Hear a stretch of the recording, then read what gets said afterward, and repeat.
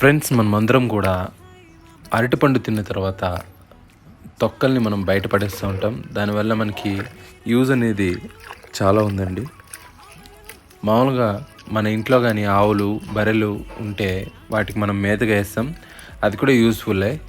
అది కాకుండా మనం బయట పడేసే విధంగా ఉన్నట్లయితే మనం ఆ తొక్కల్ని ఈ విధంగా వాటర్లో బాగా మిక్స్ చేసిన తర్వాత లైట్గా బెల్లం కలిపి ఒక 1 వీక్ తర్వాత ఆ నీటిని ఉంచి తిరిగి దాంతో మనం ఇంకా వాటర్ని మిక్స్ చేసుకొని మన గార్డెన్లో ఉన్నటువంటి మొక్కలకి కానీ మనం అందిస్తూ ఉంటే మొక్క అనేది చాలా హెల్తీగా ఉంటుందండి.